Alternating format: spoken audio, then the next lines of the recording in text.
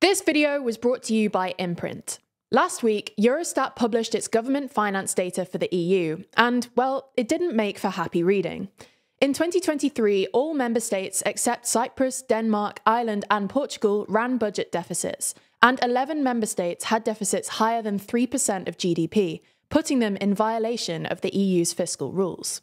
This presents a bit of a dilemma for the European Commission, who now have to decide whether to launch the so-called excessive deficit procedures against nearly half of the EU. But it also speaks to a wider problem in Europe, namely that a combination of low growth and an ever-expanding list of spending commitments has put an enormous strain on national budgets, forcing European governments to choose between austerity and debt. So in this video, we're going to take a look at Europe's debt crisis, what the EU can or should do about it, and how it might be fixed. Before we start, if you haven't already, please consider subscribing and ringing the bell to stay in the loop and be notified when we release new videos. So let's start by just taking a look at that data. According to Eurostat, the EU as a whole ran a deficit representing 3.5% of GDP in 2023, and the Eurozone ran a slightly larger deficit representing 3.6% of GDP. That might not sound that bad. After all, it's about half the US deficit at the moment, and most developed economies these days usually run slight deficits, albeit usually nearer 1 or 2% instead of 3 or 4%.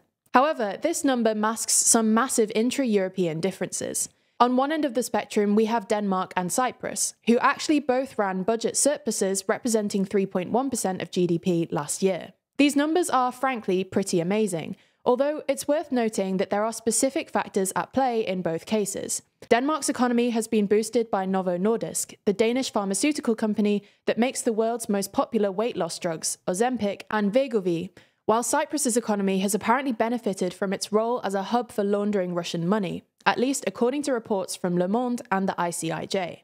Now, on the other end of the spectrum, we have Italy, which ran an enormous deficit representing 7.4% of GDP last year, in large part thanks to the controversial super bonus, a generous tax relief on home improvements introduced in 2020, which has cost the government billions of euros. But it's not just Italy that's in the red. Two other EU countries, Hungary and Romania, both ran deficits above 6% of GDP last year, and France, the EU's second largest economy, ran a 5.5% deficit, with the French government admitting that it wouldn't get below the EU's 3% target before 2027 at the earliest.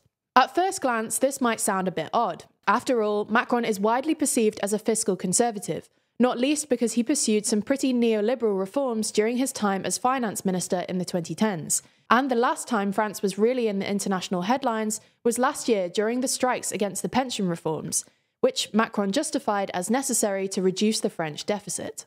However, while the pension reforms might help stabilise French finances in the long term, it hasn't made much of a difference in the short term. And any spending cuts have apparently been offset by new spending on stuff like defence, green investments, and Macron's newfound penchant for protectionism as a response to what he sees as unfair trade practices in China and the US. So what's going on here, and why are so many European countries running such massive deficits?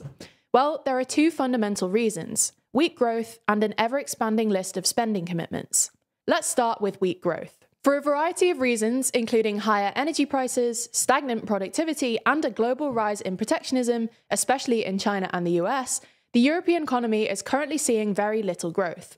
According to the latest Eurostat data, the EU as a whole grew by an almost negligible 0.1% in the first 2 quarters of 2023, and experienced zero growth in the second half of the year. It's worth comparing this to the US, which grew by at least 0.5% in every quarter, and an astonishing 1.2% in the third quarter alone. All in all, in 2023, the EU grew by just 0.2%, literally 95% less than the US, which grew by 3.1%. Now, there are good reasons behind Europe's economic woes, and the gap between Europe and America can easily be overstated. Nonetheless, caveats aside, weak growth means lower tax revenues, which puts strain on national budgets.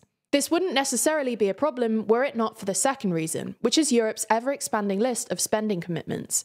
In short, Europe has a lot of expensive things on its plate at the moment, none of which can be easily abandoned. For starters, you've got the green transition, which, as Germany found out with its whole heat pump saga, is probably going to be more expensive and more politically controversial than European politicians had originally hoped. Then you've got higher defense spending in order to both support Ukraine and deter future Russian aggression, with many European countries increasing their defense spending, and therefore their overall budget spending, by at least a percentage point of GDP.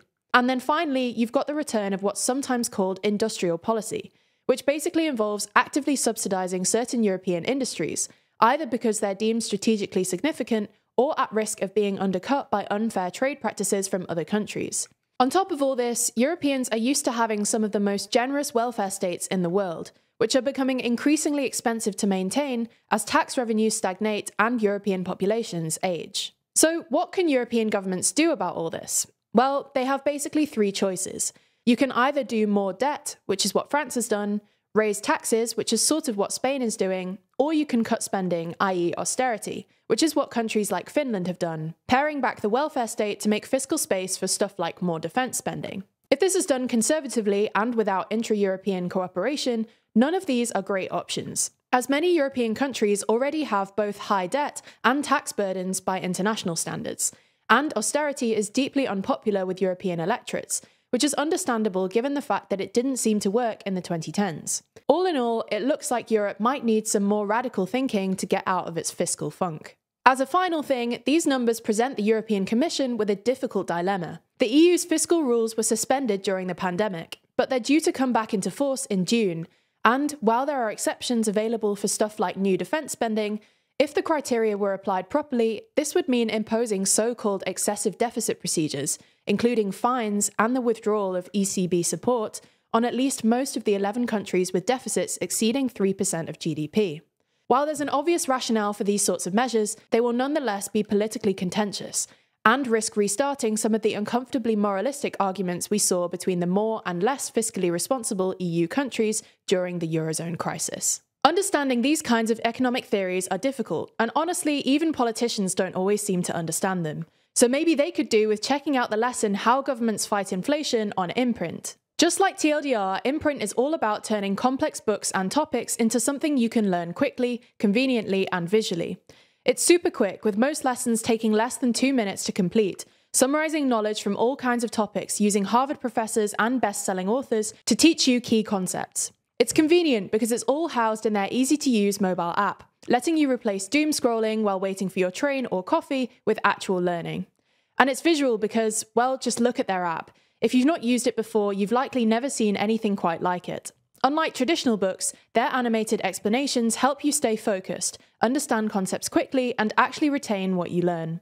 So join the millions of users learning with Imprint, including me.